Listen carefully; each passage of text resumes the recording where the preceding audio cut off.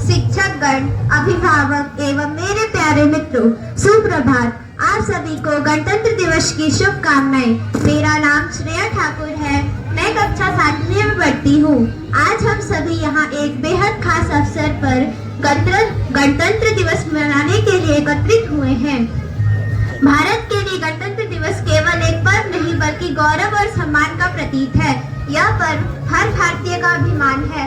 अनगिनत लोगों के कुर्बानी के बाद भारत को 15 अगस्त 1947 को आजादी मिली थी, लेकिन उसे स्वतंत्रता का आकार 26 जनवरी 1950 को मिला, क्योंकि इसी दिन हमारा संविधान लागू हुआ था। भारत का संविधान एक लिखित संविधान है। हमारे संविधान को बनाने में 2 साल 11 महीने 18 दिन का समय लगा था। 450 से अधिक अनुच्छेदों और 12 अनुसूचियों के साथ भारतीय संविधान दुनिया में सबसे बड़ा लिखित संविधान है। 26 जनवरी 1950 को डॉक्टर राजेंद्र प्रसाद द्वारा भवन मेट के दरबार हॉल में भारत के पहले राष्ट्रपति के रूप में शपथ लिए थे। भारत के पहले गणतंत्र दिवस के मुख्य अतिथि इंडोनेशिया के राष्ट्रपति सुकर्णो थे। गणतंत्र का अर्थ है देश में रहने वाले सर्वोच्च शक्ति और सही दिशा में देश के नेतृत्व के लिए अपने प्रतिनिधि को चुनने के लिए केवल जनता के पास अधिकार है। इसीलिए भारत एक गणतंत्र देश है।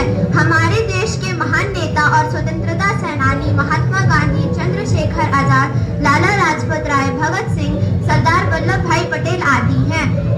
भारत को एक आजाद देश बनाने के लिए इन लोगों ने अंग्रेजों के खिलाफ लड़ाई लड़ी। हमें अपने देश के लिए इनके समर्पण को कभी नहीं भूलना चाहिए। हमें ऐसे महान अवसरों पर इन्हें याद करते हुए सलामी देनी चाहिए। अंत में मैं कुछ लाइनें कहकर अपनी वाणी को विराम देती हूँ। आज है गणतंत्र का दिन महान, हर ओर लहराए तिरंगे की शान। आज है गणतंत्र का दिन महान, हर ओर लहराए तिरंगे की शान। देश की रक्षा का लो प्रण सभी, तभी बनेगा भारत महान, तभी बनेगा भारत महान। धन्यवाद। जय हिंद, जय भारत, जय Chhattisgarh. Constitution is not just a document, it is the soul of our democracy. A very good morning to all, respected chief guests, guests of honor, principal, teachers, parents and all my dear friends. Happy Republic Day. Myself Sakshi Soni of class 10 stand before you to deliver my English speech. Today is not just a date on the calendar.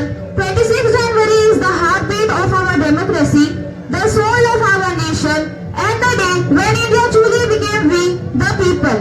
76 years ago, when our constitution came into force, it carried within it the dreams of millions. Dreams born from sacrifice, struggle, and bloodshed. Every page of our constitution echoes the pain of the freedom fighters who chose shame over comfort, prison over peace, and death over slavery. Because of them, we stand today under a free sky, speaking freely, dreaming boldly. The Constitution of India, crafted under the visionary leadership of Dr. Bhimrao Ambedkar, gave us more than laws. It gave us dignity. It taught us that no citizen is small, no voice is weak, and no dream is invalid. It promised us justice when we are wronged, equality when we are divided, and freedom when we are afraid. But friends, let us ask ourselves, are we truly honoring their sacrifices? Patriotism is not limited to parades and speeches. Patriotism is seen when we stand against injustice, when we respect women, when we protect our environment, and when we choose honesty over shortcuts. A nation doesn't rise because of its monument, it rises because of the character of its citizen. As a student, we are standing at the threshold of the future. Tomorrow, the responsibility of this nation will rest on our shoulder. Let us become generation that transform India from a developing nation into a leading nation. On this proud occasion of Republic Day, let us bow our head in gratitude to our Constitution and rise with determination to protect its values. May the tricolor always fly high, not just on our flag poles, but in our hearts. जय हिंद, जय भारत, जय Chhattisgarh. Thank you. संविधान पे